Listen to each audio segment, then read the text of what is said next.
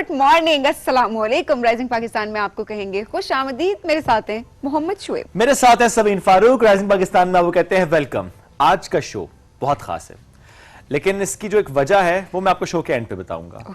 कभी कभी कुछ ऐसी बातें होती हैं जो आपने तय कर ली होती हैं और वो अनाउंस करना खासा मुश्किल भी हो रहा होता है, बट कुछ ऐसी बातें जो कि आज हम करेंगे आपसे, लेकिन at the end of this show. तो आज जुड़े रहिए राइजिंग पाकिस्तान के साथ। एक बहुत इंपॉर्टेंट अनाउंसमेंट हमें करनी है at the end of this show, लेकिन इससे पहले कि हम अपने मौज़ूआत की तरफ जाएं, जो कि हमारा एक फॉर्मेट है कि हम करते हैं सबीन से सवाल, तो आज भी और आज ही मैं सबीन से सवाल कर लेता हूं।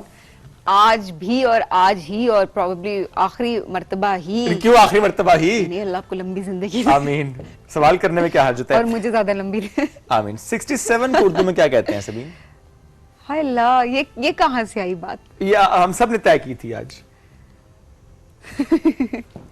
ये वैसे फेयर नहीं है ये। अच्छा चलो 69। 67 कहते हैं। 67 को 67 कहते हैं।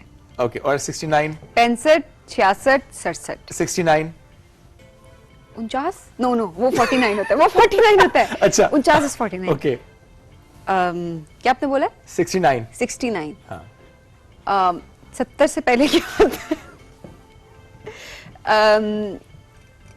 नहीं। 69। अच्छा, जहां पे आवाज आ गई शाजी ने भी बता दिया, फिर जाके नहीं कहाँ आवाज है? कुछ भी नहीं, मैंने खुद बताया। 69। 79? I mean come on. ये आप क्यों मेरा इम्तिहान ले रहे हैं सुबह? अच्छा, पहली बात है कि मैंने इम्तिहान लिया, ये शरारत बाकी सबकी थी, मेरी अकेले की नहीं थी। बाकी सबको कह रहे नहीं, वो कह रहे नहीं, ये शरारत आपकी और किसी की नहीं है। ये वैसे मेरे साथ आप सोशल मीडिया पे देखते होंगे कि ऑफ एयर ये मेरे साथ बहुत ज्यादा शरारतें सब कर रहे होते हैं, मेरे साथ बहुत प्रैंक्स करते हैं। और आज इन्होंने डिसाइड किया हुआ था और मेरे आते इन्होंने ऑन एयर जो है मेरे साथ ये प्रैंक करने की कोशिश की। अच्छा, मैं इसमें ऐड कर दूं कि मुझे भी नहीं पता था, पहले मैंने लिखे थे सारे। 79 को क्या कहते हैं? 79? 79 कैसे कहते हैं? नहीं, कहते हैं 79 कहते हैं। 79 मुझे पता था। 79 कहते हैं। तो ये हम बता रहे हैं आपको 80। हाँ, ऑफ कोर्स 79 को 80 आएगा ना, दैट्स ऑब्वियस।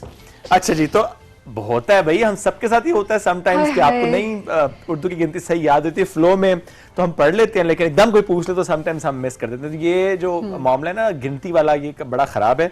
सो मुझे और सबीन को तो चाहिए हम सीखें, याद कर लें जो हमें नहीं आता, लेकिन हम सबको अपने बच्चों को भी सिखाना है। तो आज का हमारा मौजू भी ये है कि जो उर्दू की गिनती है जरा याद कीजिए और याद कराइए बच्चों को। बाय द वे, किस मुंह से हम कहेंगे बच्चों को भी सिखाएं? हम तो वो बातें बता रहे हैं कि हम भी सीख रहे हैं ना। हाँ, हम एडमिट कर रहे हैं कि हमें भी सीखने की जरूरत है और हम सब मिलके सीखेंगे। When I started this media thing, तो मुझे नहीं आती थी बिल्कुल भी। तो मुझे याद है कि मुझे 64 बोलना था, तो मैंने बड़ी प्रैक्टिस की ना, 64 कर करके प्रैक्टिस कर करके जब आने लगा तो मैंने कहा 64। मुझसे नहीं बोला गया। हाँ, it's fine, it's not fine. अच्छा, मेरा ख्याल है आज हमने सबीन को थोड़ा तंग कर लिया, लेकिन ये इसलिए भी कि मैंने कहा कि वो जो मैंने एक बात की है कि आज प्रोग्राम के आखिर में बहुत इंपॉर्टेंट अनाउंसमेंट है, तो उसके लिए आप जुड़े रहिए हमारे साथ। अभी हम बढ़ेंगे एक ब्रेक की तरफ। जब ब्रेक से वापस आएंगे तो हमारे मेहमान होंगे हमारे साथ। This is rising Pakistan.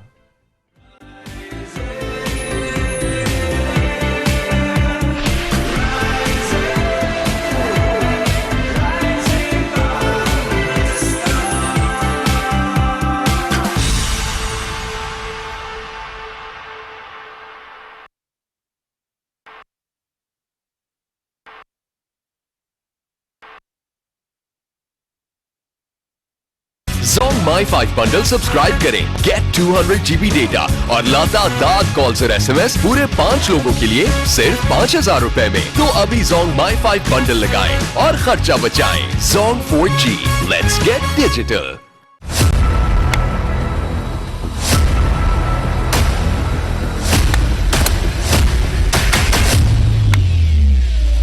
कौन बनेगा एशिया का बादशाह? दुबई में धुआं, अबुधाबी में तूफान, हर बॉल पर जंग, हर रन पर शोर। एशिया का सबसे बड़ा टाकरा, 8 टीमें, एक चैंपियन। T20 एशिया कप 2025 सिर्फ PTV स्पोर्ट्स पर।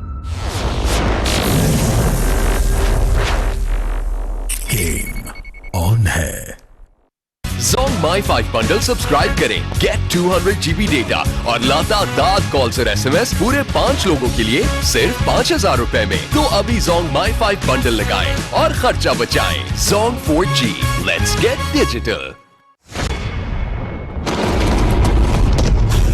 बाबा और उसके खिलाफ अगर आइंदा कोई जाल बिछाने की कोशिश की तो तुम्हारा वो हशर करूंगा कि तुम मुझसे जिंदगी की भीख मांगोगे। हम दोनों भाई इन खंजरों की धार की तरह तेज हो गए हैं, दुश्मन को आसानी से काट सकते हैं। अब लड़ाई नागुज़ीर है।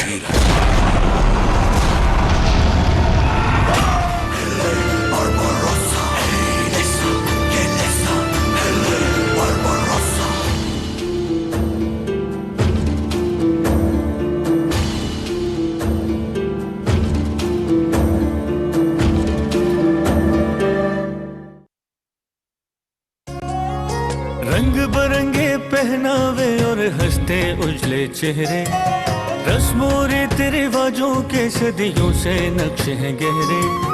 मीठी मीठी हर बोली है, मीठे हैं संगीत, मनमोहने गीतों में जल के इस धरती की प्रीत।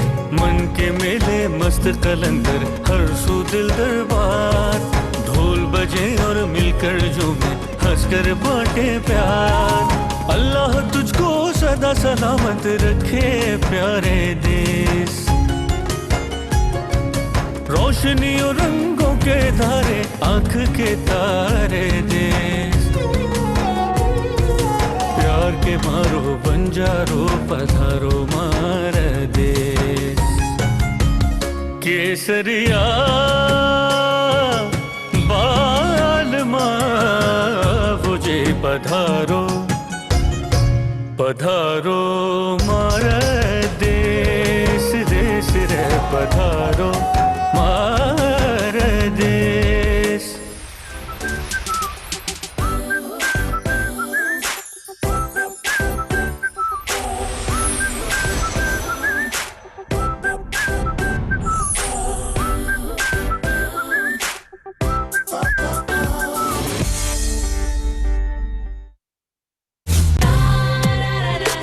एलिगेंट, ट्रूली टैलेंटेड, पीटीवी का एक बहुत बड़ा नाम। रोजी तो आज तक हिटर थी। कुछ दिल की बातें करूं, मैं कहूंगी कि आई एम ब्लेस्ड। इतने मल्टी चैनल्स इतने ज्यादा हैं। स्टार इन स्टाइल ऐसे ही तो नहीं लिखा हुआ ना आपने। याद क्या तुझको दिलाए। एक कोने में ना एक पतीली मांझ रही थी। सही का साथ देती है, हाँ, सच का साथ सच का भी, और जिस चीज को मैं सही समझती हूँ हमेशा उस पर मैं स्टैंड लेती हूँ। सुबह ऑडिशन हुआ, रात को आपको कॉल आती है। I was just like shivering. सितारों का जहां।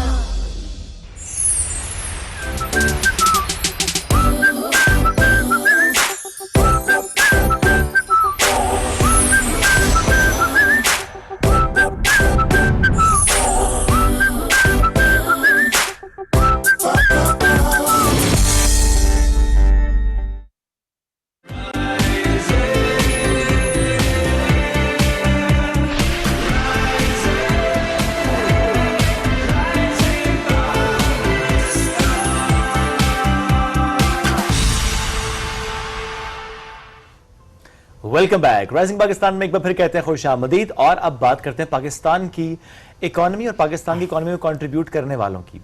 बहुत से शोबे जो कि पाकिस्तान की इकोनॉमी में कंट्रीब्यूट कर रहे थे, जब उसकी हम बात करते हैं उसमें एक रियल एस्टेट भी है, इसमें कंस्ट्रक्शन भी है जो कि बहुत इंपॉर्टेंट है।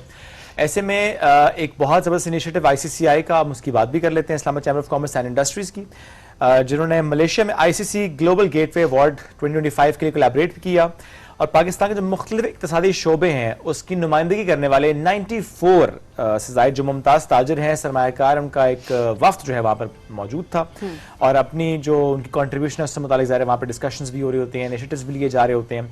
ऐसे में कारोबारी सरगर्मी को फ़रोग़ देना और मुल्क की मईशत की बेहतरी में किरदार अदा करने वाले जो एंटरप्रेन्योर्स भी हैं, जिन्होंने कंट्रीब्यूट किया इकोनॉमी में, जब उनकी बात करते हैं उनको अवार्ड मिला। सो 20+ ऐसे इन्वेस्टर्स, ऐसे ताजिर, ऐसे एंटरप्रेन्योर्स जिनको अवार्ड मिला, उसमें से एक एंटरप्रेन्योर आज हमारे दरमियान मौजूद हैं, उनको हम करते हैं वेलकम और इससे मुतालिक बात करेंगे। Awaisur Rahman is with us today. अस्सलाम वालेकुम, गुड मॉर्निंग जी। वालेकुम सलाम। अवैस भी ठीक ठाक? बहुत शुक्रिया, थैंक यू। ग्रेट। थोड़ा सा बताएं, ICC global gateway award 2025, what is this all about? Basically आपको पता है कि जितने भी बिजनेसेस होते हैं ये चैम्बर के अंडर काम कर रहे होते हैं, पूरी दुनिया में ऐसा ही होता है। तो इस्लामाबाद चैम्बर ने इस साल जो मुनक्किद किया आईसीसी अवार्ड ये किया मलेशिया के अंदर, ठीक है, कोलालमपुर मलेशिया में। और इनका एक पूरा प्रोसेस होता है। आप सबसे पहले ऑब्वियसली आपको रजिस्टर्ड होना चाहिए चैम्बर के साथ, और रजिस्टर्ड आप तब होंगे जब आप टैक्स पेयर होंगे। सही। उसके बाद ये अपने तमाम मेंबर्स को वाया ईमेल या इनविटेशन देते हैं, कोई भी इस तरह का इवेंट हो, और उसमें फिर आपको अपनी प्रोफाइल को सबमिट करना होता है चैम्बर के अंदर। उसके बाद स्क्रूटनी होती है और उसके बाद फिर ये नॉमिनेशंस होती हैं। तो अल्हम्दुलिल्लाह आफ्टर 13 इयर्स मुझे जो है वो नॉमिनेट किया गया अपनी प्रोफेशनल लाइफ के 13 साल के बाद। तो अल्लाह का बड़ा करम है, मैं इस पे अल्लाह का बड़ा शुक्र। अच्छा, क्या क्या इम्पोर्टेंस होती है वैसे कारोबारी बहुत शख्सियत इम्पोर्टेंट है। की? देखें ये हमारे लिए ना एक फ्यूल है, आप इसको ये समझें। आप कोई भी बिजनेस हो, कोई भी प्रोफेशन हो, उसमें एनर्जेटिक होने के लिए आपको मोटिवेशन की जरूरत है। बिल्कुल। ये तो मैं पर्सनल उस पर बात कर रहा हूँ, लेकिन मुल्क के लिए बहुत ज़्यादा इंपॉर्टेंट है। उसका रीज़न ये है कि हमारी वहाँ पे B2B मुख्तलिफ मीटिंग्स हैं, mines and minerals, ASEAN chambers, इसके अलावा बाकी फार्मास्यूटिकल, सर्जिकल, टूरिज्म। तो ये आपकी लर्निंग के लिए बहुत अच्छा है। बिल्कुल।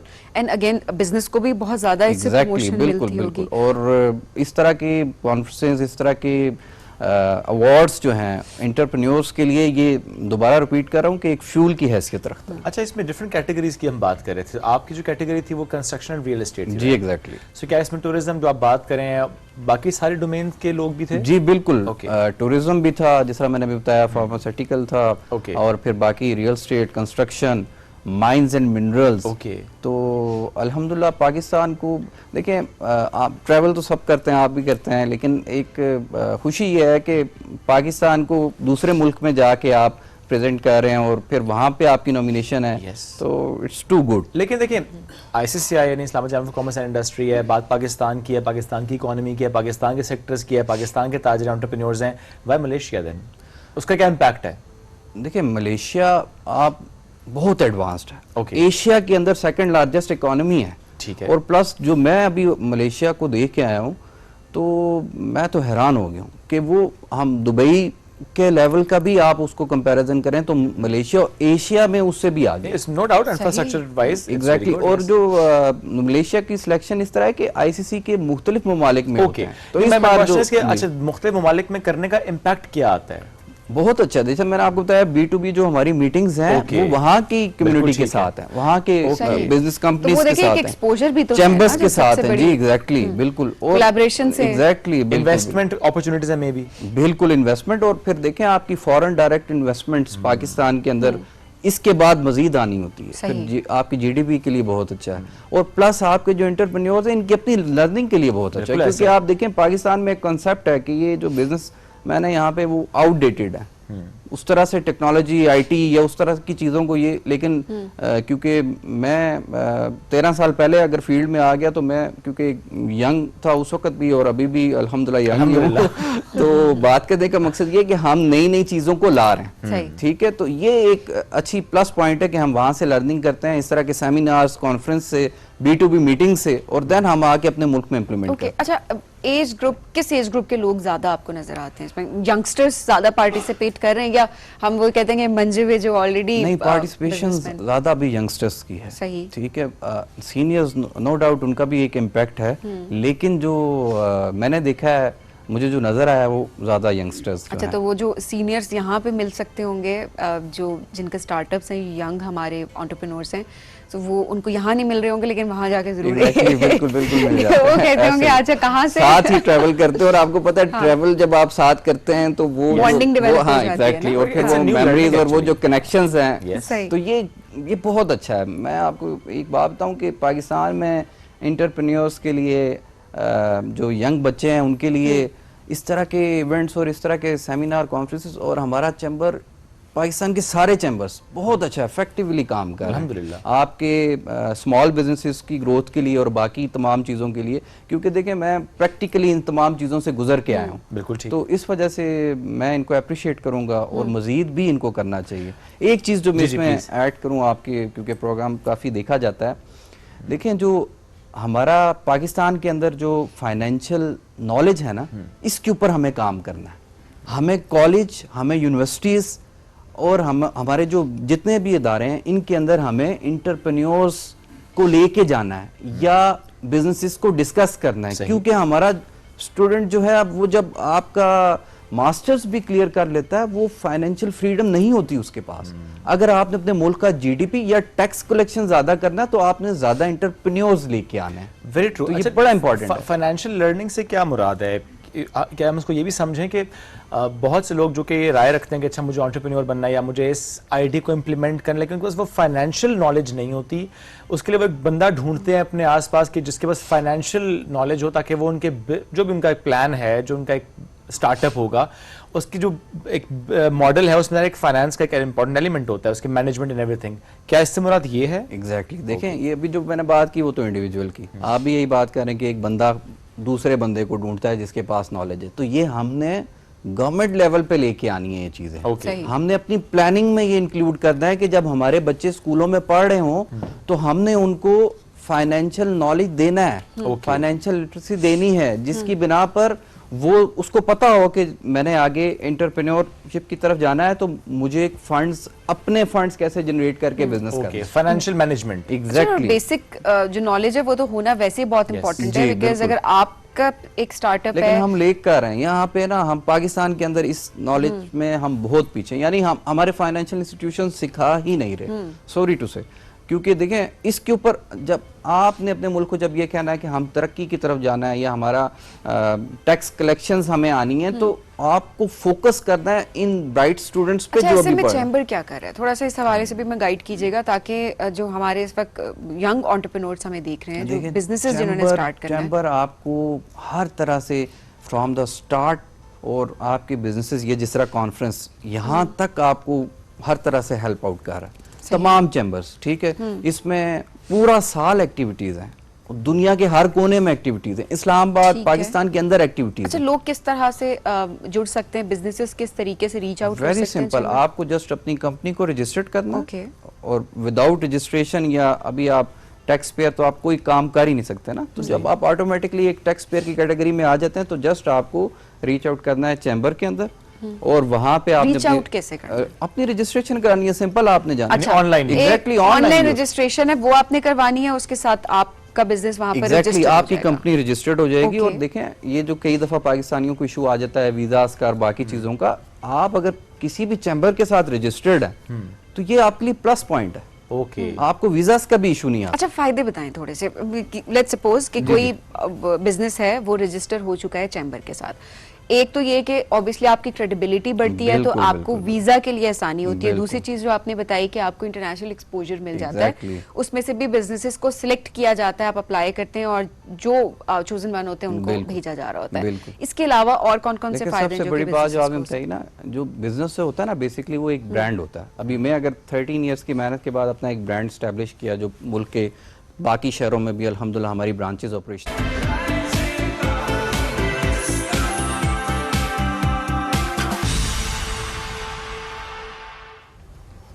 वेलकम बैक जी। राइजिंग पाकिस्तान में आपको कहेंगे खुश आमदीद। कहते हैं ना कि शौक का कोई मोल नहीं होता, वो उम्र नहीं देखी जा रही होती, और बहुत सारे हर्डल्स, चैलेंजेस, वो सब चीज़ें नहीं देखी जा रही होती। जब आपने कुछ करना है तो बस आपने कर दिखाना है, और ऐसे में वो बच्चे बहुत ज़्यादा खुशकिस्मत होते हैं जिनके ख्वाब पूरे करने के लिए, जिनके गोल्स अचीव करने के लिए उनके पेरेंट्स उनके साथ होते हैं, वो सपोर्ट कर रहे होते हैं।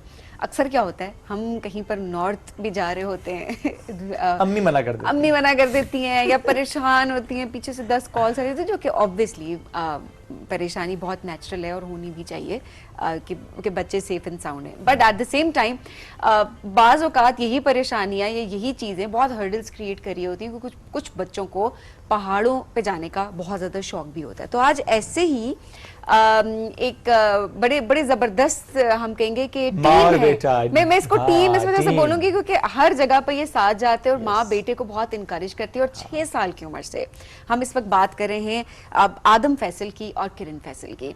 किरण ने आदम को 6 साल की उम्र से पहाड़ों का शौक उनके अंदर डेवलप किया, क्योंकि किरण को खुद भी शौक था और फिर आदम के अंदर भी वो शौक जो है वो डेवलप हुआ।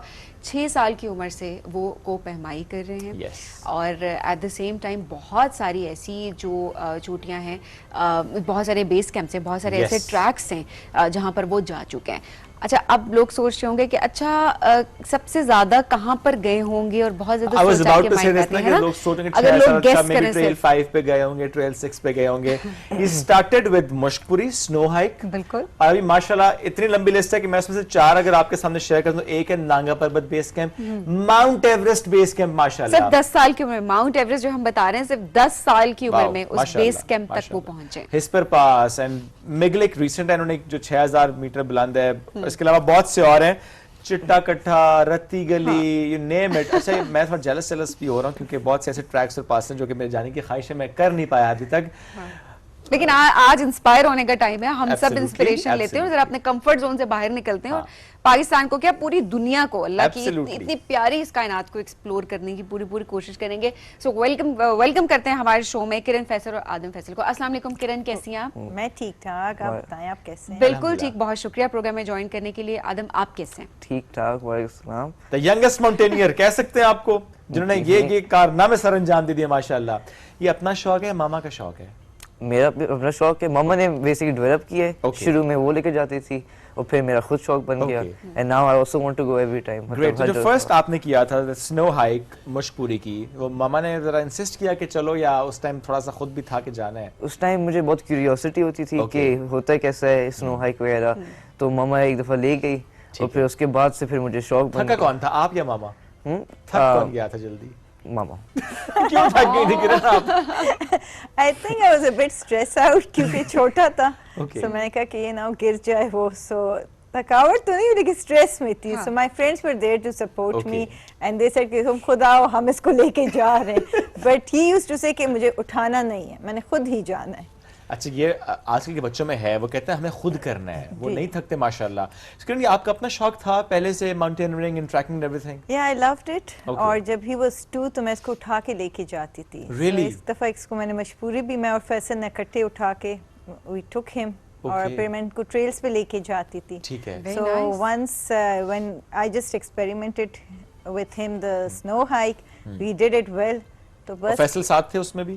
फैसल साथ है। महा I have a daughter too। माशाल्लाह, वो छोटी हैं इनसे? नहीं, वो बड़ी है। वो भी थी माशाल्लाह। साथ? वो उसमें थी साथ। अच्छा, तो पूरी फैमिली को ही शौक है, इसका मतलब ये Yeah, तो we are into you know hiking and माशाल्लाह। sports वगैरह।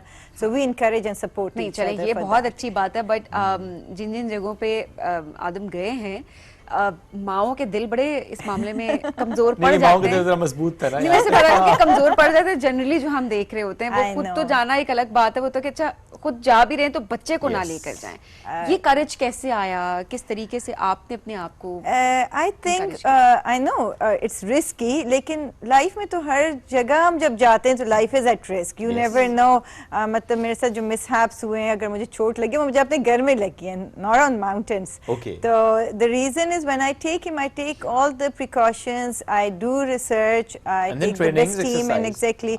और ये होता है कि वेदर अपडेट्स भी देखते हैं, उसके विंडो में जाते हैं। Yes. तो ये सारी चीजें प्लान करके चलते हैं। देन मैं कहती हूँ कि अल्लाह है, if he has बेशक। given me this opportunity, ये thinking, तो अल्लाह खैर करेगा। मैं साथ होती हूँ, बाकी लोग भी होते हैं।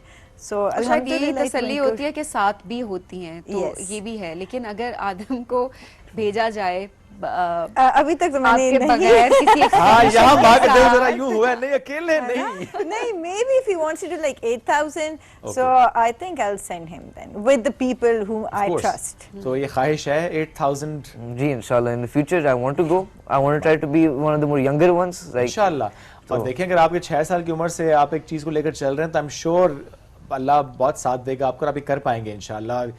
हम कहेंगे यंगेस्ट, अभी तो शरोज काशिफ है, probably he's the youngest Yeah, Pakistani exactly, जिन्होंने समिट्स किए हैं 8,000, और let's see you want to beat him. इसका मतलब है कि एक पूरी प्लानिंग आपने कर रखी होगी, इस साल ये बिकॉज़ जरा आप Aahista Aahista 6,000 7,000 then 8,000 then one peak then the other one, तो पूरा प्लान आपने प्लान बना लिया कोई इनके लिए? हाँ, sort of, yeah. और महा को भी उतना ही शौक है? Maha is not into a lot of tracking. Okay. She's a sports like water person more. ठीक So है। secondly, she's in university. तो उसको Right. टाइम भी इतना नहीं होता कि मैं उसको 2 वीक्स ऑफ करवा दूँ। Right. और अभी तो ये छोटा है तो मैं इसको साथ अब हम ले ये भी नहीं जाती पूछ सकते अच्छा अम्मी ज्यादा सपोर्ट करती हैं या अब्बू ज्यादा सपोर्ट करते हैं, बिकॉज वो दोनों ही सपोर्ट करते हैं। कौन सपोर्ट नहीं करता? कोई ऐसा घर में कोई अम्मी की साइड से, कोई नानी की साइड से, कोई दादा की साइड से जो कहता हो कि नहीं मत जाया करो, वो तो प्रोटेक्टेड होते हैं ना? हाँ, वो मेरे जो नाना है Okay. वो भी से बहुत डरते हैं मामा और मेरे जाने के लिए, क्योंकि Okay. वो बहुत ज्यादा मतलब वो फिर वीडियोस देखते हैं वगैरह, जब उनको पता चल जाता है कि हम कहाँ जा रहे हैं, फिर उसकी जगह की वीडियोस देखते हैं, फिर वो डर जाते हैं कि हम इस जगह में जा रहे हैं, ये बहुत ज्यादा मतलब खतरनाक जगह है। तो वो हमारे लिए मतलब वो मतलब क्या कहते हैं प्रोटेक्टिव जो इंस्टिंक्ट होते हैं ना, वो उसकी वजह से वो डर जाते हैं। आपको तो कुछ कहते नहीं होंगे, मेरा ख्याल है आपके वालिद साहब आपको जरूर कहते होंगे कि I खुद तो hide- जा रहे हो किरण, ये क्यों मेरे नवासे को लेकर चली गई? I don't tell him exactly where I'm going when I'm going. That's a pre-planned. मैं इनको इधर-उधर कह देती हूँ। When I come back, then I inform him कि मैं अब आ गई, because I don't have signals there. I have Thoraya phone and all, but I think it's like a 2 weeks duration. तो मैं इतना stress उनको नहीं देना चाहती। So मैं ज़्यादातर उनको नहीं बताती। ओके, तो नहीं बता रही होती बट वापस आके फिर बताती हैं कि मैंने ये कर दिखाया। उसके बाद क्या कहते हैं वो? बस कहते कि अल्लाह ही वो कर ले, I am always praying for you and you know. देखिए जाहिर है वो परेशानी फिक्र अपनी जगह, लेकिन at the same he is very proud of you for sure. I am sure. अच्छा, इनको डांट पड़ने की बात तो हो गई है, लेकिन इनको डांट पड़ती है आपसे स्पेशली ट्रैकिंग के दौरान? नहीं, बिल्कुल भी नहीं। No, किसी he's चीज़ पे? protected. Actually, he has been grown up in such a way कि ये उस तरह कोई हरकतें करता नहीं कि मैं इसको डांट। ओके, नहीं, क्योंकि लेकिन फॉर अक्सर होता है एग्जांपल ना। जैसे सबीन हाँ। हम क्रेविस की अक्सर बात कर रहे होते हैं ना, तो डिफरेंट जगह पे बहुत क्रेविस और वो डर लगता है आपको करते हुए, तो इनका वहाँ पे क्या रिस्पांस होता है? He's okay. Okay. We have that harness and ठीक है। you know. उछलते कूदते तो नहीं ना गुजर जाते? We jump or like we jump from the crevices, of course. So we have no choice. No option. Yeah, so जब snow lake पे आप जाते हो, so it doesn't have a lot of height, but उसमें इतने crevices है, मतलब 1000, 2000, बस you're jumping and jumping and jumping. Okay. So the pass, his पर pass, इसलिए तो technical लोग कहते हैं कि there are इतने ये global warming changes और इतने crevices हैं। एक में मैं गिरी भी थी, but thank God निकल आई, तो वो चीजें हो जाती। don't know कहाँ गिरी? हिस पर भी गिरी? हिस पर मैं गिरी थी। थैंक गॉड निकल आई। जब निकलना होता है फिर निकल आता है बंदा, क्योंकि वो सॉफ्ट था। व्हेन आई जंप तो मैं I just went inside. वो ग्रिपर्स थे ना, तो उसके साथ और सामने वाली की मैंने टांगे पकड़ी, so somehow they took me out. But ये उस वक्त what was the first thought at that time? I got scared of course and कुछ देर तो मुझे लगा कि मैं कर ही नहीं सकती। फिर जब मैं for 5-10 minutes when I was looking at the crevices तो डर लग रहा था, फिर बैठी थोड़ी देर वो किया, फिर उठी। अल्लाह महफूज रखे। और ये वाकई स्केरी है, सुन के भी सुन के डर लग रहा था। लगता है। अच्छा, लेकिन किरण एक चीज जो मुझे अच्छी लग रही है वो ये कि आप बहुत ज्यादा चीजों को हावी नहीं करेंगे, ये ऐसे होता है वो, क्योंकि बाज़ औक़ात बच्चे इसलिए भी ज्यादा डर रहे होते हैं क्योंकि पेरेंट्स ज्यादा हमें कॉन्शियस दिखाई देते हैं उस चीज के बारे में, और वो डर बचपन से जब डिस्कशंस घर में हो रही होती हैं तो वो बच्चों के दिलों में बैठ जाता है और फिर उस डर को सारी जिंदगी निकालना बड़ा मुश्किल You're right, क्योंकि जैसे water, my dad was very protective. Basically बचपन में पूल के करीब मत जाओ, वो तो मुझे पानी से अभी भी डर लगता है। Otherwise I for my trekking मैंने स्विमिंग क्लासेस भी ली कि इतना मुझे फ्लोट आना हो कि कहीं गिरूं तो वो, लेकिन मैं पानी को देख के बहुत घबरा जाती हूँ। वो फियर है, जैसे इनको स्विमिंग बचपन से आती है, सो दे आर गुड। मतलब ये पानी भी क्रॉस कर लेगा, क्रेविसेस भी क्रॉस कर लेगा, इनमें वो फियर नहीं है। So she is right to this extent कि जब बचपन में आप जिस तरह इनको आप सिखाते हो ना, तो वो उसी तरह वो डर पे नहीं हम बैठता। अक्सर नहीं कह रहे होते कि बच्चों को डराने के लिए, शायद आपने भी देखा होगा कि ये सिर्फ पेरेंट्स नहीं, घर में भी जनरली कोई भी लोग होते हैं, सो जाओ बिल्ली आ जाएगी, ठीक है, हम डिफरेंट यू नो बाथरूम में तो बंद कर fear में पे, बंद कर देंगे, आपके दिल में बैठ जाता है। अंधेरा कर देंगे तुम्हें, अकेला छोड़ देंगे तुम्हें। हम अक्सर ये बात कर रहे होते हैं, कीड़े मकोड़ों से अक्सर डराना, कॉकरोच आ जाएगा, ये वो, ये छोटी छोटी चीज़ें शायद हमें बहुत नॉर्मल लग रही होती हैं कि इट्स ओके, कोई बात नहीं, बच्चे को डरा रहे हैं थोड़ी देर के लिए, वो डर जाएगा, हमारी बात सुन लेगा, लेकिन वो सहम जाता है और यही डर उसके अंदर सारी ज़िंदगी बैठ जाता है और फिर उसको निकालना बड़ा मुश्किल है। तो इट्स वेरी इंपॉर्टेंट कि घर के अंदर नॉर्मलाइज किया जाए कुछ हेल्दी डिस्कशंस को, ताकि बच्चों के अंदर ये डर पैदा ना हो, क्योंकि जिंदगी आगे काफी मुश्किल वैसे ही हो जाती है। It's quite challenging. You are right about it. और सेकेंडली अब तो ये बड़ा हो गया, इनफैक्ट पहले मैं इसको देखती थी, अब ये मुझे पीछे देखते कि आप ठीक है, आप आ रहे हैं। ठीक है ना। Now this is the opposite way. So, आदम अब आप बताएं, जितने आपने अभी तक बेस कैंप्स किए, ट्रैकिंग की, what was the most difficult one? अच्छा, अब दो हैं जो इस साल जो मैंने किया था मिलिक्सर, वो कोई टफ था। Okay. और इससे जो पिछले साल जो किया था मिलिक जो शमशाल वैली में है 6000 शिमशाल 6000 मीटर, और इससे पहले जो पिछले साल जो किया था वो हिस्परला पास था, जो मामा भी कह रही थी। वो भी काफ़ी मुश्किल था। बेसिकली जो डिफरेंस ये थी कि मिलिक्सर में इंक्लाइन बहुत ज़्यादा थी एंड में, और बहुत ज़्यादा मतलब जो एंड पैच था वो बहुत ज़्यादा मतलब स्टीप था। हाँ, और उसमें काफ़ी आपकी थकावट होती है, क्योंकि आपको मैंने अब कई दफ़ा क्रैम्पॉन्स भी पहने थे जो ज़रा डिफरेंट होते हैं ग्रिपर से, वो ज़रा हैवी होते हैं, तो उनके साथ चलना ज़रा मुश्किल होता है, ज़रा हैवी हो जाते हैं, तो आपके पाँव जल्दी थक जाते हैं। तो उसमें मैं सही थका था। और उसके अलावा जो पिछले साल जो हमने किया था, वो उसके जो ट्रैक्स है वो बहुत लंबे थे। मतलब हर दिन 8 घंटे 7 घंटे, तो वो उसमें कितने दिन थे थ्रू आउट? ये हिस्पर की बात करें ना? नहीं, हिस्पर की बात करें, वो थे 15 डेज 15 दिन में रोजाना 8 घंटे चलने हैं अराउंड। हाँ, ओके, वेरी टफ। वापस आके क्या किया था फिर? कितने दिन रेस्ट किया था? क्वाइट, क्योंकि ऑब्वियसली जब आप वापस आते हो तो आपके सारे क्रैम्प्स वगैरह होते हैं, तो आपने तो थोड़ी बहुत रेस्ट हो जाती है, बस अपने अपना खाना सही रखना होता है, और बाकी आप ठीक हो जाते हैं। तो इन सारे प्लान्स के साथ, लाइक आप एक प्लान के साथ बस वेदर विंडो है, आप उसी में प्लान करना है, उसी में जाना है, उसके अलावा आप ज़्यादा नहीं जा सकते। ये तो नहीं है कि आप मेरी छुट्टियां हैं तो मैं जाऊंगा, नहीं, आपको वेदर प्लान के साथ जाना है। सो इससे आपकी स्टडीज डिस्टर्ब नहीं होती? नहीं, क्योंकि हम जब नॉर्मली जब जो विंडो होता है वो नॉर्मली समर्स में मिलता है, समर में वैसे भी वेकेशंस होते हैं, तो इसलिए कोई ज़्यादा इफेक्ट नहीं होती। और अगर होता भी है, मगर वो हम कुछ दिनों के लिए जाते हैं, तो वो ऐसे मैं कवर कर लेता हूँ। ओके, अच्छा, पढ़ाई में भी अच्छे हैं? हाँ, I think I am good. चलो, ओह जी, एवरेस्ट बेस कैंप 5364 मीटर, ये हम तस्वीर दिखा रहे हैं। और ये किरण किस ईयर में था ये? This was he was 4 years back. Okay, 4 साल पहले का ये 2021 में आपने ये किया था। अच्छा, तुम तो बहुत छोटे हैं यहाँ पे। ये कहाँ की है? ये Everest base camp. Everest base camp की है। ये अभी मिलिक्सर है। माशाल्लाह, माशाल्लाह, जबरदस्त जी। अच्छा, किरण, किसी भी ऐसे प्लान में, किसी बेस कैंप में या कहीं पे और भी आपने देखा हो इसी तरह फैमिली को, बच्चों के साथ देखा था किसी को? नॉट ऑन स्नो, लेकिन मिंगलिक्सर, बट आप लेक्स वगैरह में पीपल डू टेक। और मेरी फ्रेंड है, उसका बेटा है, ही इज 3, हम उसको लेके जाते हैं।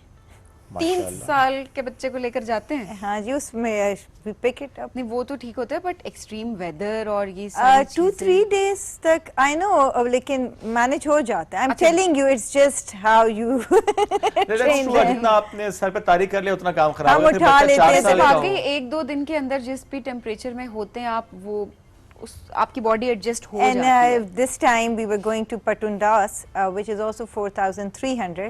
तो उसमें 40 minutes glacier crossing था। तो मुझे उस बच्चे के लिए बहुत आदम भी था, मैं कि पता नहीं ये कर सकेगा। उसमें क्रिविसेस भी आ रहे थे, वो इतने मजे से चल रहा था ना, उसको परवाह ही नहीं थी, हमसे ज्यादा तेज थे। पीछे देखता था कि आप लोग आ रहे हो, हमने कहा हाँ आ रहे हैं। पिक्चर्स भी इस वक्त हम दिखा रहे हैं, और ज़ाहिर ये ऐसे मोमेंट्स होते हैं जो आपने कैप्चर किए होंगे, जब भी आप देखते होंगे तो आपको वो सारा रिकॉल हो जाता होगा उस वक्त का atmosphere and everything. We started the summit around 12:30 at night and हम सुबह 8:30 बजे पहुंचे थे। माशाल्लाह, माशाल्लाह, अमेजिंग। और जरा इतना कुछ करने के बाद जब आपको एक अचीवमेंट भी फील हो रही होती है, तो आदम को क्लास फ्लेक्स करते हैं जिनके सामने के मैं हाँ, नॉट एज सच, मगर फ्लेक्स तो नहीं करता। मैं होता, मैं तो बहुत फ्लेक्स करता हूं। मैं तो यहाँ से होके आया हूँ, तुम जा सकते हो, तुम ट्रेल पे जाके दिखाओ। क्योंकि आजकल के बच्चे फोन से नहीं निकल रहे होते, इस तरह की हेल्दी एक्टिविटीज में तो पार्टिसिपेट ही नहीं। उनको अक्सर पता ही है तो मैं कहाँ गया होता हूँ, बताते ही नहीं है, उनको इंटरेस्ट ही नहीं है, उनको नाम पता होता है मगर उनको मतलब कभी सुना नहीं होता पहले। उन्हें K2 का या माउंट एवरेस्ट का पता होगा, प्रोबेबली शायद उनको मशकूरी का पता होगा, बिकॉज ये 2-3 ऐसी हैं। अदरवाइज अगर आप मिगलिक तो नहीं लोगों को पता होगा, आप कुछ और ऐसे नाम लेंगे जो मुंसलिक नहीं है ट्रैकिंग से या माउंटेनियरिंग के। But trust me, these places are so beautiful. Of course, I'm sure चिट्टा कट्ठा आपने बड़ा enjoy किया होगा। Oh, it's amazing. It's amazing. It's one of the most beautiful places I would say. खासकर अगस्त में when there's flower season and the water is milky white, so it's amazing. And Haramosh, I must say, it's beautiful. Kutwa Lake and Khaltaro, वो जो meadows है, there's lush green. हम कहते हैं Europe, seriously Khaltaro के कुन meadows में जाएं, you'll get the feeling that you're in Germany or somewhere. It's like पूरे लैंडस्केप ग्रीन, साफ सुथरा, एक लोग और नहीं भी- होते ना एक और भी आप साफ गए थे, सुथरे। वो जो चित्राल बात में है है वैसे। ऊपर, वो Karambar lake, Karambar lake, yes, Yeah, again that's वो भी बड़ी beautiful. खूबसूरत। उसकी भी ट्रैकिंग टफ है काफी। not very really. Okay. It's one day track आपके which तो आसान ही है ना, नहीं सब नहीं लोग- वो सब कर सकते हैं, trust me, ड्राई that's बहुत not है, it. It's just really dry Dry बहुत है, और yes. लेंथी है थोड़ा, मगर वो But ट्रैक when you मुश्किल है। go to the lake, it's so beautiful. Yes. It's all covered with that snow peak mountains. और हम लोग बहुत क्लोज फ्रेंड्स गए थे. It wasn't publicly trip था, क्योंकि Okay. मेरे फ्रेंड्स ऑर्गेनाइज करते तो हम ट्रिप्स भी ऑर्गेनाइज कर लेते अच्छा. हैं. फिर जो हमें पता होते people are interested, so तो we tag them ऐड हो जाते हैं along. आप लोगों के जी. साथ। I think Karambar is the one जिसके बारे में लोग ये राय रखते हैं कि जब भी आप वहाँ पहुँचते हैं आपको लगता है you are the first one जो वहाँ पहुँचे है। ये बड़ा अनटच सा वो सारा लगता है। अनटच है, बहुत प्यारा है. उसके लेक में तो हमने डिप भी लिया था. It Wow. was a sunny day. हम अपने लाइफ जैकेट्स लेके गए कितना थे. ठंडा पानी था। काफी ठंडा था। ऐसे तो शमशान में भी डिप काफी लिया है. ठंडा था। ओके, Yeah, he आप went- बहुत टफ बना रही हैं माशाल्लाह इसको, which is good, I like it. I think such activities में encourage करना बिल्कुल चाहिए. ऐसे ही है। I am also a member of this Islamabad Run with Us community और हमारे हफ्ते में 4 जो होती है अभी कोई इस इवेंट तरह- भी आ रहा है इस्लामाबाद रणवीर दास का? हो probably। गया हो गया, हमारा अच्छा। Last Sunday we participated. Okay, in Qasim Naz जो करा Yeah, रहे हैं, he's a कैसा friend. रहा event? It was good, alhamdulillah. Great, A very so good आप response. लोग So- ज्यादा आ भी रहे होते हैं अब इन A events में, lot. right? मैं क्योंकि जो आपके हमारे वीकली होते हैं they are free of cost. Okay. तो कोई भी ज्वाइन कर सकता है. So they are like trekking, running. मैं देखता हूँ कासिम को कि वो ग्रुप के साथ हम अक्सर पहाड़ों मागल्ला में नजर आते हैं, बल्कि आई डोंट नो उसके अलावा वो क्या करते होंगे, बिकॉज़ मुझे जब मैं उन्हें देखूं वो पहाड़ों पे नजर आते हैं। He does his own work as well. मुझे लगता है कि हम कुछ और करते हैं। नहीं करते हैं. He has a job. But the thing is कि he said कि I've started this और ये एक healthy lifestyle में encourage कर रहे हैं basically. Yes. So I also join him ताकि अगर कोई young girls आए, so we are also there. Yes. और काफी आती भी हैं. अच्छा रिस्पॉन्स आता है. जैसे अब रनिंग तो my nieces also participated. nephews भी मेरे थे. आदम भी था. मैं खुद भी कर रही थी. So और रनिंग हेल्प करती है आपको अपने एक स्टेमिना को बिल्ड करने में, राइट? एग्जैक्टली ये ट्रैकिंग जो हमारे ट्रेल्स हैं मैं तो इसी पे प्रैक्टिस करती अच्छा, वैसे फिटनेस को भी बहुत ज्यादा आप लोगों को थ्रू आउट मेंटेन भी रखना होता मेरा होगा, लगता है डाइट fit हो ही एंड जाता है, एवरीथिंग, चल चल या आदत इतनी हो जाती है कि फिर कोई एक्स्ट्रा कुछ नहीं करना पड़ता? I think I enjoy outdoors. तो मैं तो हफ्ते में 2 दिन आजकल ट्रैक्स बंद है बट मैं ट्रेल्स पे जरूर जाती हूँ. सही, तो वो आपकी रूटीन ही ऐसी है कि आपको Yeah. एक्स्ट्रा कोई एफर्ट करके maintain नहीं आई करनी थिंक पड़ेगी। We love being outdoor. आपके बच्चे फोन यूज करते हैं? बहुत hardly. He doesn't have a phone, he use my phone. ये कैसे आपने मैनेज किया है? ये जरा तमाम पेरेंट्स को बताएं जो इस बात पे परेशान है कि बच्चा फोन बहुत यूज करता है, स्क्रीन टाइम बहुत ज्यादा ये है। मेरा ख्याल है पहले दिन से आपने कोई स्ट्रेटजी बनाई होगी, यही because- है. They are into swimming, football. He Time he also नहीं goes for बचता। football. Yeah, then studies. So then he plays a video game है. He plays that. ठीक है। And if he needs phone तो मेरा तो इसको वो शौक ही नहीं है अभी तक कि वो ज्यादा इंटरेक्ट हो उसके साथ. ये जो आपके क्लास फेलोज होंगे, कोई दोस्त होंगे वो जो बहुत ज्यादा फोन यूज करते होंगे, हैं ऐसे? ऑब्वियसली होंगे, ज्यादातर यूज करते हैं. ओके, तो आपको फिर भी क्रेविंग नहीं होती फोन की? Not as such. Okay. उस तरह मगर मे बी फ्यूचर में हो जाए क्योंकि फिर चाहिए पड़ता है. उसने सेफ साइड रखी हुई है कि फ्यूचर में मामा इनकार ना करें। आई थिंक इसमें जो यंग किड्स हैं मुझे ये लगता है कि माएँ उनको छोड़ देती. यू हैव सही कह टू रही हैं। Involve them in something. Absolutely. अगर आप कहें कि आप कुछ कर लो तो दैट्स नॉट पॉसिबल. बिल्कुल। अच्छा So- देखिए, आपने भी माशाल्लाह एक बड़ी अच्छी एग्जांपल सेट की थ्रू आउट, जिस तरह बच्चों को लेकर trekking and mountaineering and everything. I am forgetting the name. एक और खातून है आजकल मैं देख रहा हूँ उनको ट्रेल्स पे जाती हैं. शी इज एक्सपेक्टिंग माशाल्लाह. अब हो गए बेबी. हो गए बेबी? बंगश या यस, आसमा बंगिश. और I was so impressed by हर. जिस तरह वो हर मंथ जाती रही हैं और बताती रही हैं पूरा वो ट्रेल के ऊपर जाके Exactly. I am doing this for sure. ज़ाहिर है उनकी अपनी एक ट्रैकिंग की एक वो कहना चाहिए कि देखा हर एक की practice अपनी है. अपनी हाँ, एंड अपनी- अगेन अपनी कंडीशन और होती ये है. बात हर वो खुद किसी करती की. भी रही अगर हैं कोई कि ये कर नहीं कि आप सकता है मुझे तो देख के जरूर आप भी करें. आ जाएं. ज़ाहिर है वो पहले से No, करती रही with हैं. Adam I used to work and I used to do tracking. तो वो तो मैंने भी की. माशाल्लाह, amazing. मतलब देखिए, वी हैव दीज एग्जांपल्स. मैं इसलिए बात करूं कि एग्जांपल्स सामने रखने की इसलिए भी जरूरत है क्योंकि नॉर्मली हमारे यहाँ ये है कि पता ही कुछ नहीं है. हमारे यहाँ व्हेन वी आर एक्सपेक्टिंग तो उसके बाद बस पूरा खानदान ही कहता है आराम ही कर लो, कुछ मत करो. उसकी हाँ, वजह से but बड़े कॉम्प्लिकेशंस बिल्कुल ऐसे है. बट अगर डॉक्टर के तो कर भी लो, हाँ, कोई मसला डॉक्टर नहीं है. के लिहाज से ऑब्वियसली लिमिटेशंस होती हैं. हर माँ अपनी पूरी कोशिश कर रही होती है. देन अगेन ये वाली चीज़ भी बहुत ज़्यादा होती है कि हमारी ख़वातीन even if they are expecting तो वो घर के काम इतने ज़्यादा होते हैं कि Agreed. उनके अंदर वो स्टेमिना और वो चीज़ नहीं बचती कि वो बाहर जाएं And और कुछ करें. वॉक भी कर लें उस दौरान तो I think think it's more than enough. And वो भी secondly inspiring है support equally. भी Yes. क्योंकि इसमें मैं I'll give credit to my husband because वो support करते हैं, so I can do it around. I've seen people, the husbands, they are not letting their wives go here there, or which is wrong. क्योंकि खुद आप सब कुछ करो और अपनी वाइफ को बंद कर दो, so it doesn't mean that. Healthy activities में तो I think encourage करना Absolutely right. चाहिए. देखिए बहुत ज़रूरी भी है कि आप इनकरेज भी करें एंड देन सपोर्ट बहुत इंपॉर्टेंट है. वो सपोर्ट आपके पास होगी तो ऑब्वियसली एक औरत जब बाहर जाएगी उसको एक्सपोजर मिलेगा, वो आपके बच्चों को भी वो एक्सपोजर देगी. एट द सेम टाइम एक घर का माहौल भी बहुत अच्छा रहता है.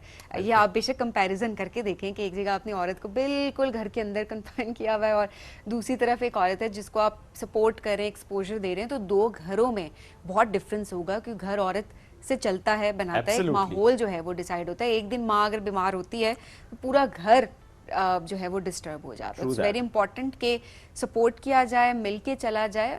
ऑब्वियसली ऐसे लोग जो कि इंस्पायर कर रहे थे उनसे इंस्पिरेशन भी ली जाए. थैंक यू सो मच, बहुत शुक्रिया ज्वाइन करने के लिए. और आगे जो भी प्लान किया है आपने, विश यू गुड लक. आपका प्लान है उसके लिए बहुत दुआएं आपके साथ. इंशाल्लाह Thank you so हम नजर much. आएंगे आप बहुत जल्द, यंगेस्ट K2 वाले. इंशाल्लाह. Thank you once again. नाज़रीन एक ब्रेक की तरफ बढ़ेंगे, ब्रेक से वापस आएंगे. रहिए साथ. ये है राइजिंग पाकिस्तान.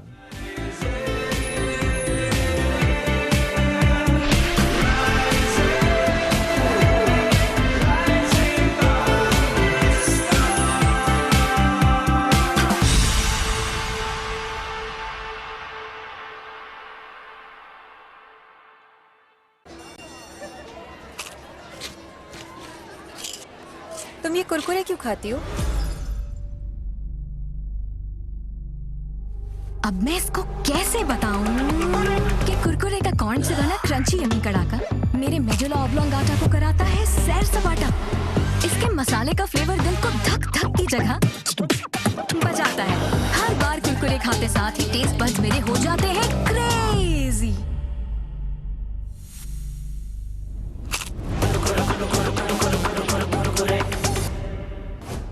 एਵੇਂ तो नहीं ना फिर.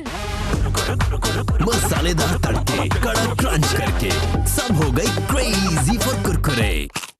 Zong My5 बंडल सब्सक्राइब करें, गेट 200 GB डेटा और लातादार कॉल्स और SMS पूरे 5 लोगों के लिए सिर्फ 5,000 रुपए में. तो अभी Zong My5 बंडल लगाएं और खर्चा बचाएं. Zong 4G, let's get digital.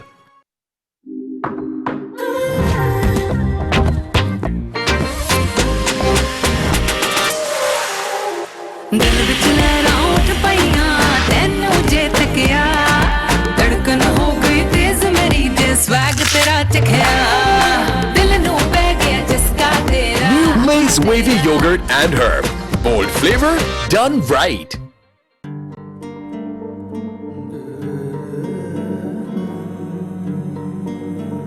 Farid की शादी हो गई. अब सिकंदर को कह दें कि वो उससे मिलना जुलना बंद कर, क्योंकि मैं नहीं चाहता कि मेरी बेटी का नाम किसी जराइम पेशा के साथ. आप एक बार उनकी बात तो सुन लें, वो इतनी बड़ी ऑफर दोबारा नहीं मिलेगी. मैं भी ये जमीन बिकवा के छोड़ूंगा. जब से उसको देखा है आंखों से हटे नहीं. 2 साल के बाद आज पता चला कि उसका नाम मैनिश है. सिफारिश और रिश्वत के बिना यहाँ पे कोई काम नहीं. जो कागज के टुकड़े किसी को इज्जत की रोजी नहीं दे सकते, नहीं चाहिए मुझे ये. मेरे ऑफिस में आ जाओ बेटा. आज जिस सीट पर मैं बैठी हूँ ना, कल को इस सीट पर अरीज नहीं बैठना है. तुम आज से ही अरीज की इस हैसियत को कबूल कर लो, वरना ये रिश्ता चल नहीं सकेगा. सॉरी आंटी, मुझे आपकी ऑफर कबूल नहीं. अगर किसी ने तेरी तरफ पहली आंख से देखा तो मेरी जिंदगी का एक ही मकसद होगा कि उसको इस दुनिया से उठा दूं.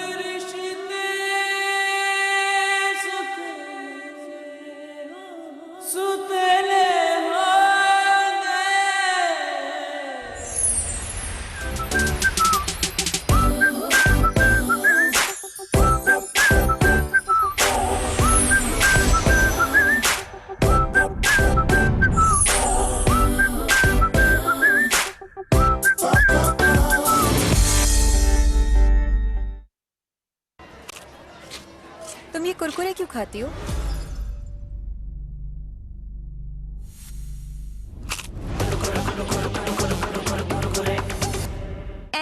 तो नहीं ना फिर? Crazy for Kurkure. पाकिस्तानी खाने ज़बान पे लगे तो छूटते नहीं है, और अगर कपड़ों पे लगे तो वो कोरमे को आउट ऑफ साइट कर देगा। कढ़ाई से भी फाइट कर लेगा। कौन? ब्राइट, क्योंकि नए ब्राइट का बेस्ट एवर फॉर्मूला गहराई से दाग निकाले। आपके रेस्टोरेंट का मेन्यू आपकी यूनिफॉर्म में भी नजर आता है। इसीलिए तो ये काम ब्राइट और आपको दिया जाता है।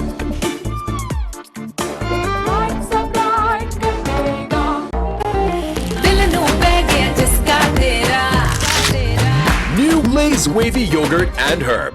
Bold flavor, done right.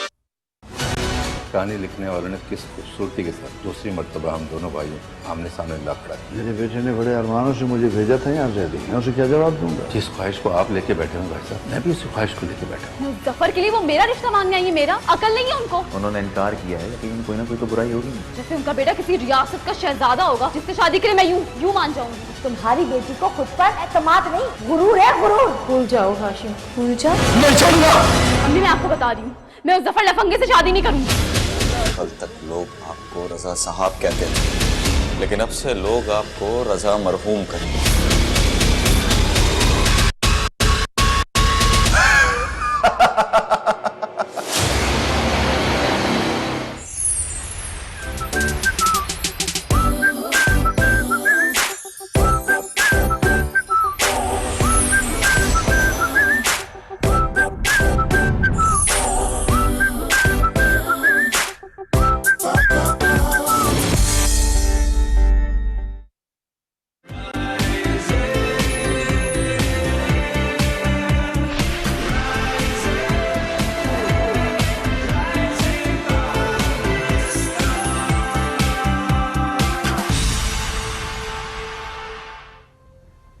Welcome back. Rising Pakistan में एक बार फिर कहते हैं खुश आमदीद। आज हमारा एक मौजू है जहनी सेहत से जुड़ा, और बिलखुसूस ख़वातीन, और वो ख़वातीन जो कि हम कहते हैं कि घरों में हैं, प्रोफेशनल लाइफ में उस तरीके से काम नहीं कर रही हैं, या समटाइम्स हम ये भी देखते हैं कि जब आप की नई नई शादी होती है, एक घर से आप दूसरे घर जाते हैं, कभी कभी एक शहर से दूसरे शहर, कभी एक मुल्क से दूसरे मुल्क, एक नया माहौल, एक नया इन्वायरमेंट, बिल्कुल चीज़ें डिफरेंट हो जाती हैं। उस वक्त तो एक आपके जहन पे उसका इम्पैक्ट होता है, कैसे उसको मैनेज किया जाता है। आज हम इस मौजू पर बात करेंगे। हमें ज्वाइन किया है वजिया जफर ने, हमारे नफ्सियात। अस्सलाम वालेकुम जी, कैसी हैं आप? वालेकुम सलाम, अल्हम्दुलिल्लाह। वजिया, आपकी शादी को आई थिंक वो 1.5 साल हो गया। ओह यस, माशाल्लाह। शादी के बाद कितना फ़र्क आया? शादी के बाद बहुत चेंज आया, लेकिन अगेन मैं जैसे मुख्तलिफ प्रोग्राम में भी मेंशन करती हूँ कि सपोर्ट सिस्टम बहुत मैटर करता है। सपोर्ट सिस्टम के बगैर चाहे फीमेल कितनी ही स्ट्रॉन्ग क्यों ना हो, कॉन्फिडेंट क्यों ना हो, या वेल एस्टेब्लिश क्यों ना हो, उसके लिए क्योंकि जैसे गाड़ी के पहिए हैं तो बैलेंस होना चारों का जरूरी है। तो पार्टनर्स में भी दोनों, मोटा हो गया तो बैलेंस नहीं होती गाड़ी पे, एक में ज्यादा हवा या कम हवा हो गई तो गाड़ी गई। पार्टनर्स में दोनों का, मैं सिर्फ फीमेल की मेल की बात नहीं कर रही, फीमेल का भी सपोर्टिव होना टुवर्ड्स एक जो मेल का करियर है या जो मेल की इवन की फैमिली है, it's very important. So yes, अल्हम्दुलिल्लाह मैंने इसलिए कहा 1.5 साल का नहीं पता चला, बल्कि ग्रो किया। शादी का मकसद क्या होता है? ग्रो करना, लेकिन हमारे यहाँ स्टॉप लग जाता है। शादी को सब यही कहते हैं कि बस अब जो शौक थे वो रोक दो, अब बस यही फोकस करो, घर संभालो, बस घर संभालो। बहुत मुझे टॉर्चर लगता है, शादी का कॉन्सेप्ट बहुत गलत है हमारा। बिल्कुल ऐसा है। स्पेशली ये वाली चीज जो बिठा दी जाती है हमारी लड़कियों के जहन में भी, अब तुम बस अपने शोहर की जिम्मेदारी हो और you don't have to earn because he is earning, और ये वो बड़े अच्छी पोजीशन पे है। ये चीज़ भी कहीं ना कहीं एक माइंडसेट को जन्म देती है, जहाँ पर खवातीन को भी लगता है कि नाउ यू नो हमें प्रिंसेस ट्रीटमेंट चाहिए and we need to relax. Yes, और इससे भी ज़्यादा फीमेल का तो माइंडसेट शुरू से बनाया जा रहा होता है, मेल का भी माइंडसेट ये बनाया जा रहा होता है टुवर्ड्स फीमेल कि वो उनको करियर को लेके नहीं हेल्प आउट करते या नहीं आइडियाज देते। अब ऑनेस्टली टेलिंग यू, मैंने अपने करियर में वो स्टेप्स लिए हैं जो इंशाल्लाह, जैसे अपने सेटअप को लेके, चीज़ों को लेके मेरा माइंड कभी भी उस पर नहीं आता था कि इतना रिस्क कौन ले, but now he is supporting मी।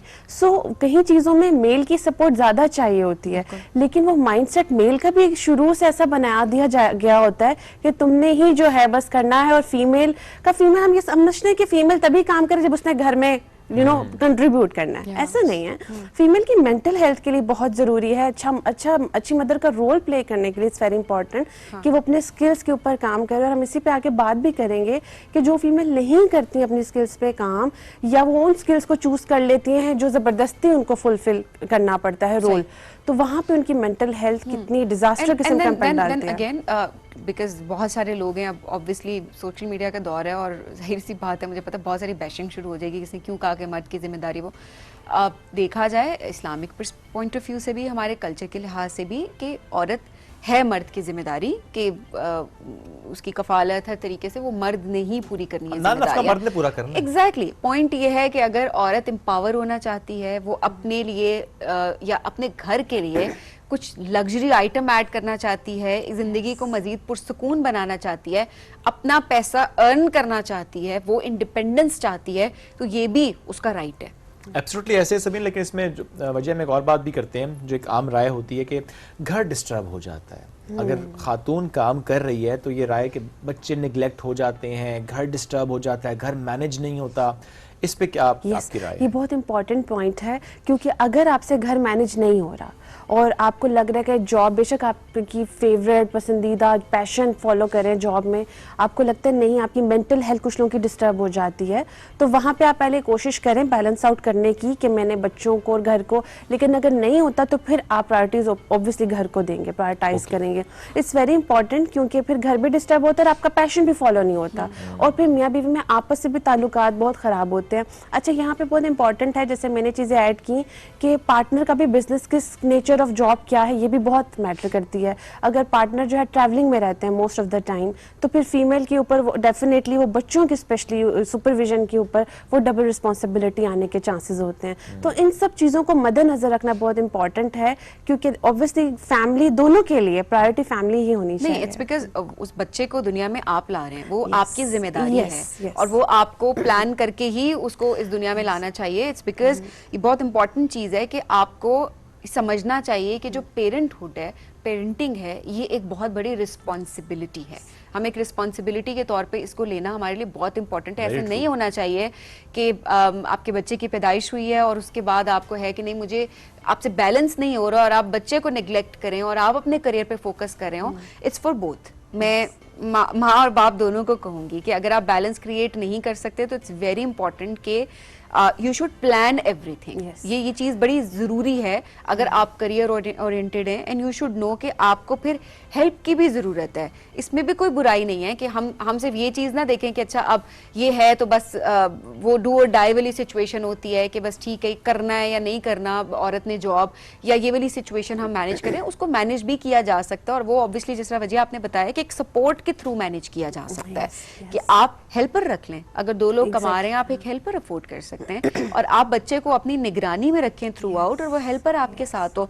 कुछ टाइम मर्द बाप जो है वो डिवाइड करे, बच्चे को संभाले, कुछ जो है वो खातून करे। सो आई थिंक एक बैलेंस क्रिएट करना, जो आप पहिए वाली बात करी थी, ये बहुत इंपॉर्टेंट चीज़ है। इससे डिस्टर्बेंस भी नहीं होती। ये मुश्किल यहाँ मैं ऐड करना चाहूँगी, जैसे अब मैंने एक एग्जाम्पल के तौर पे, क्योंकि हमने बहुत वर्किंग की शादी के बाद कि हम इसको कैसे लेके चलना है, तो हमने इसको इस तरह डिवाइड कर लिया कि मैं वीकेंड पे काम करती हूँ, वो बेटी को देख रहे होते हैं, और वो वीकडेज पे काम कर रहे होते हैं, तो मैं फुल टाइम जो है बेबी की रिस्पॉन्सिबिलिटी ले लेती हूँ।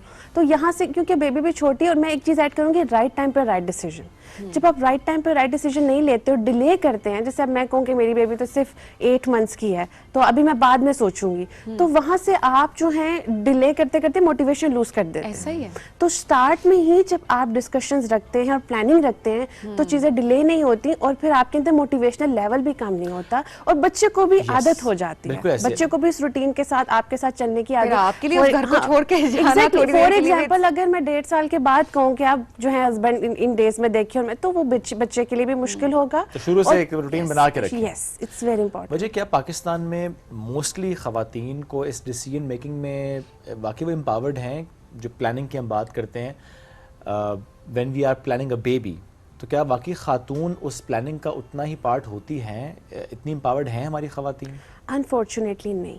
कहते हैं, देख भी रहे हैं हम, फीमेल्स कहती भी हैं, लेकिन जिस तरह मैं मेंटल हेल्थ देख रही हूँ ना, अनफॉर्चुनेटली नहीं, इवन मैं उनकी ओर पिसते हुए देख रही होती हूँ, और ज़्यादा रिस्पॉन्सिबिलिटी, फाइनेंशियल रिस्पॉन्सिबिलिटी का भी स्ट्रेस लेते हुए देख रही होती हूँ, और ये बहुत कॉमनली मैं देख रही हूँ।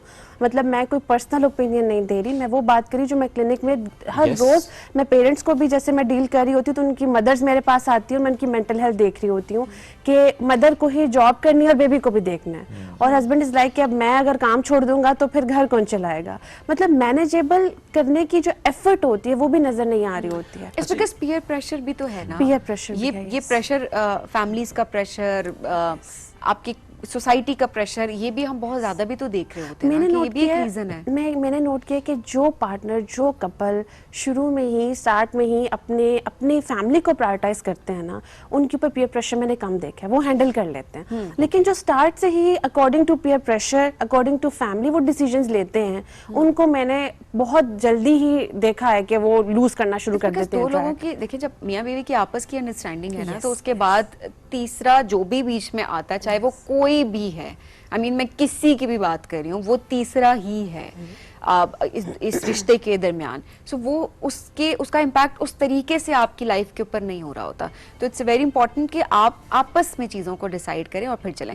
अब जरा बात करते हैं अब वो खवातीन जो सिर्फ घर रहती हैं, शुएब, वो किस तरीके से उनकी मेंटल हेल्थ खराब होती है, बिकॉज एक ही पूरा दिन रूटीन है, ना एक्सपोजर है, ना बाहर जा पा रही होती है, ना अपने लिए वक्त निकाल पा रही होती है, एंड देन जीरो एक्नॉलेजमेंट। इसमें बस एक बात ऐड करूं कि पूरे दिन घर पे है, काम कर रही है, और जब रात में से 15-20 मिनट अगर मिल गए अपने लिए, उसने फोन निकाल के देखा तो उसने देखा अच्छा वो कपल ऐसे है, वो खातून ऐसे है, वो यहाँ जा रही है, वो वहाँ है, उसने ये किया, उसने वो किया, वो कहती है व्हाट एम आई डूइंग। अच्छा, मैं एक चीज़ ना, आपने बहुत अच्छी बात की कंपैरिजन वाली, एक चीज़ मैं ऐड करूँगी कि फीमेल जिनकी सेल्फ इस्टीम लो है ना, उनको कोई भी इन्वायरमेंट मिल जाए वो अपने साथ बहुत बुरा करती हैं, और वो फिर अपनी फैमिली के साथ भी अच्छा नहीं वो प्लानिंग करती हैं। लो सेल्फ इस्टीम, मैं इस प्रोग्राम के मतवसत से ज़रूर ये फीमेल्स को कहूँगी कि अपनी सेल्फ इस्टीम पे साथ साथ काम करें। सेल्फ इस्टीम लो है तो आपके अंदर जेलसी भी आएगी, अननेसेसरी कंपटीशन आएगा, back biting, pulling, leg pulling करना, या दूसरे के बारे में gossips, most of the time negative thinking, ये वो कॉमन पैटर्न्स हैं जो मैंने उन फीमेल्स में देखे हैं जो कि अब जिनकी लो सेल्फ इस्टीम है, या वो टोटली मतलब हाउस वाइफ हैं, सुबह से शाम तक वो बस घर की चीज़ों में है। अच्छा, इसको मैं नेगेटिव नहीं कह रही हूँ, मैं ये कह रही हूँ कि फीमेल का अपना मी टाइम भी होना। जैसे मेल है, पूरा दिन जॉब करते हैं, तो उनको घर आके एक मी टाइम चाहिए होता है, चाहे फैमिली के साथ हो, चाहे टीवी देखी हो, चाहे फोन यूजेज का हो।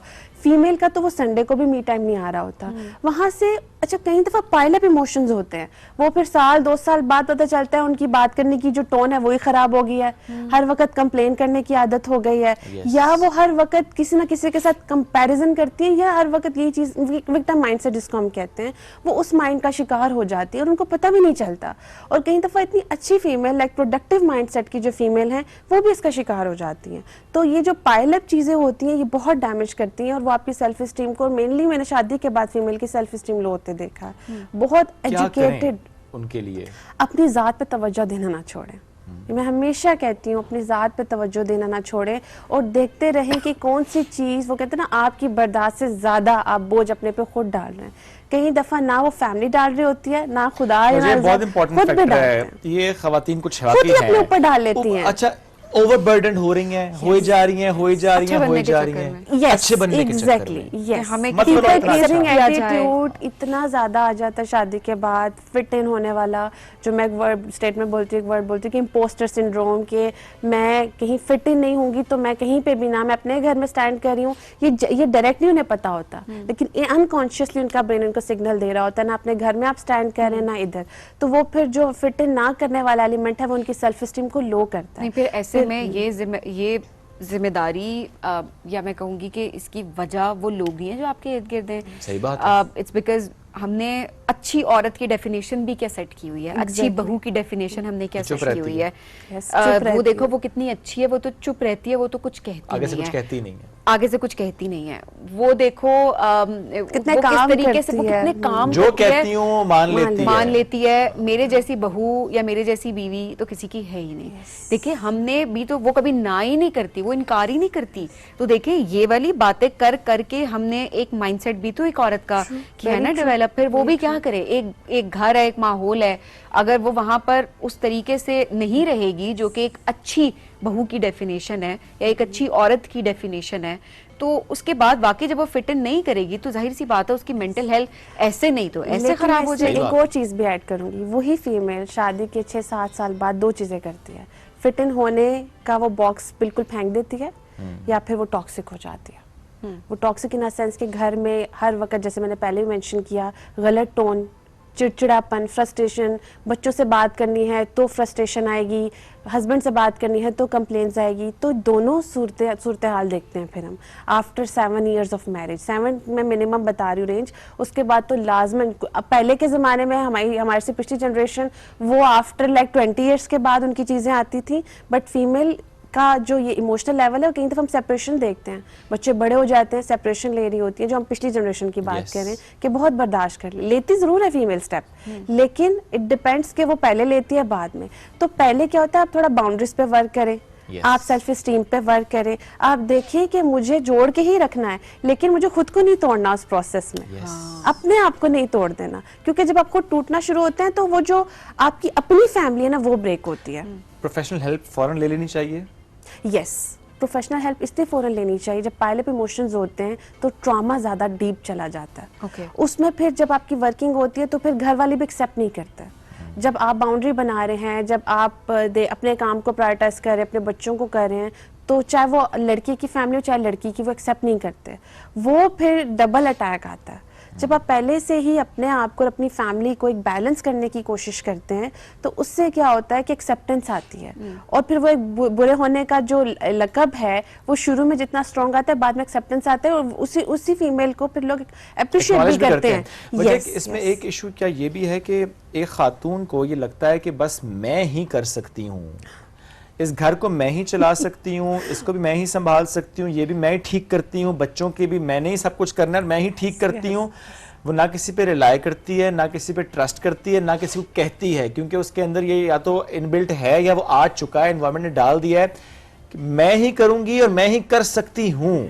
और ये चीज़ हम अपनी अम्मियों के एग्जांपल दे रही हूँ, मदर्स को देखते थे तब समझ नहीं आती थी क्यों करती हैं, लेकिन ऑनेस्टली मैरिज के बाद ये माइंडसेट इतना इंड्यूस हुआ होता है, हम अपनी मदर्स को करते हुए देख रहे होते हैं, हम एनवायरनमेंट में देख रहे होते हैं, हम ऑटोमेटिकली इसका पार्ट बनते हैं, चाहे आप कितने ही स्ट्रांग हो। तो मैं एक चीज़ हमेशा कहना चाहूँगी कि वो जो फीमेल के ऊपर शादी के बाद वाला एक जो लाइफ है ना, वो जो बचपन से ही डाल दी जाती है, वो जब मैरिज की लाइफ में जाती है तो वो उसके लिए रेडी होती है उस माइंडसेट के लिए। उसको ब्रेक करना दूसरे लोग कह रहे हैं, जो अपनी मदर को कहते होते थे कि यह आपने क्या इतना ज़्यादा काम कर रही हैं, या यहाँ क्यों नहीं बोलती हैं, आपके साथ गलत हो रहा है, तो वो अब समझ आते हैं कि वो इतना ज़्यादा स्ट्रॉन्ग फीडिंग होती है शुरू से ही कि आप फ़ौरन से उस साइकिल का पार्ट बन जाते हैं। और हम मोस्टली फीमेल्स को देख रहे होते हैं, और उस पर बात करने वाले को भी हम गलत कह रहे होते हैं कि ये तो घर तोड़ने वाली बातें हो रही हैं। लेकिन इम्पॉर्टेंट चीज़ ये है कि फीमेल अपने माइंडसेट पे, जैसे हम पेरेंटिंग की बात करते हैं ना, पेरेंटिंग एक ऐसा है कोर्स की तरह लें आप। मैरिज है, कपल्स को एक दूसरे को मैरिज को कोर्स की तरह लें कि हमने अंडरस्टैंडिंग बिल्ड करनी है, समझना है कि मैरिज क्या है, पेरेंटिंग। इसी तरह से इंडिविजुअल बेसिस पे फीमेल जो है अपनी मैरिज के बाद लाइफ को भी कोर्स की तरह ले, तभी जो है घर अच्छे बसते हैं और हेल्दी बसते हैं। और ये बड़ा जरूरी है कि अगर चीजें खराब हैं तो आप उनको इसी तरह ना चलने दें कि बस चीजें खराब है चलती जाएंगी, खुद ब खुद ठीक है, खुद ब खुद कुछ नहीं होता। Yes, you need to fix it, understand करें उसको, एडमिट करें उसको, कन्फ्रंट भी करें कभी कभी सिचुएशंस को, बैठें बात करें, वो चाहे मियाँ बीवी हैं, चाहे अगर आपका जॉइंट फैमिली में, तब इकट्ठे बैठ के बात करें कि ये बात करते हैं ना कि इतना इम्पोर्टेंट है, हम हमेशा हेल्दी कॉन्वर्सेशंस की बात कर रहे होते हैं कि हेल्दी कॉन्वर्सेशंस होना बहुत इंपॉर्टेंट है, बात करना बहुत इंपॉर्टेंट है, लेकिन मैं ये भी कहूँगी कि अनहेल्दी जो अनकंफर्टेबल कॉन्वर्सेशंस होती हैं वो करना भी बहुत ज़रूरी है, क्योंकि वो आपके पाइल अप इमोशंस हैं, वो आपके दिमाग में चीज़ें, वो आपको अनकंफर्टेबल ज़रूर करेगी डिस्कशन, उसमें लड़ाई भी हो सकती है, उसमें नाराज़गी भी हो सकती है, उसमें ना तलखी भी हो सकती है, बट इट्स वेरी इंपॉर्टेंट कि किस तरीके से आपने उसको डील करना है, एक्सप्रेस करना है, उसका वे आउट निकालना है और उसके बाद उस सिचुएशन से आपने निकलना है। सो ऑब्वियसली उससे जो है ना, जिस तरह आप बताते हैं ना डीप ट्रॉमा, हम इन चीज़ों से बच सकते हैं, हम अपनी मेंटल हेल्थ को ठीक कर सकते हैं। और एक जो आपने बड़ी इंपॉर्टेंट बात की ना कि हम अपनी माओ को देखते आए थ्रू आउट, और देखें आपकी जब शादी हो रही होती है तो खानदान वाले भी आपको क्या बोल रहे थे, अपनी माँ जैसा बनना, और दिल में आप कह रहे होते हैं कभी नहीं बनेंगे। उसकी वजह ये होती है कि आपने उनको सफ़र करते हुए देखा है, आपने उनको पिसते हुए देखा है, अपने इमोशंस को सप्रेस करते हुए देखा है, अपने आप को प्रायोरिटाइज ना करते हुए देखा है, अपनी वो आप कहते हैं ना कि इस पूरे प्रोसेस में सबको जोड़ते हुए अपने आप को तोड़ते हुए देखा है। और ये मैं लिटरली बात कर रही हूँ, हम जो भी मिलेनियंस हैं, हमने अपनी माओं को बहुत सारे सेक्रीफाइसेस करते हुए देखा है, और हम में से बहुत सारे ऐसे लोग हैं, हम यही कहते हैं हम अच्छे ज़रूर बनेंगे, हम अपने घर को जोड़ के ज़रूर रखेंगे, हम सोसाइटी के लिए बहुत अच्छा करेंगे, हम अपने इन लॉज के साथ बहुत अच्छे होंगे, हम एक बेहतर पेरेंट्स बनने की कोशिश करेंगे। लेकिन तमाम औरतें यही बात करती हैं कि हम अपनी माँ जैसा शायद ही बनना चाहेंगे, एक्सप्लॉइट नहीं होंगे व्हेन इट कम्स टू ये वाली चीज़ जो होती है ना कि इस पूरे प्रोसेस में अपने आप को तोड़ना। जितनों ने ये चीज़ फेस की हुई है, अपनी माओं को सफ़र करते हुए देखा हुआ है, वो कभी भी वैसा नहीं बनना चाहती हैं, और ये एक हार्श रियलिटी है जिसको हम सबको फेस करने की बहुत ज़रूरत है। मुझे thank you very much for joining us today नाज़रीन। इसी के साथ आपसे लेंगे इजाज़त, दोबारा मुलाकात कल करेंगे। अल्लाह हाफ़िज़।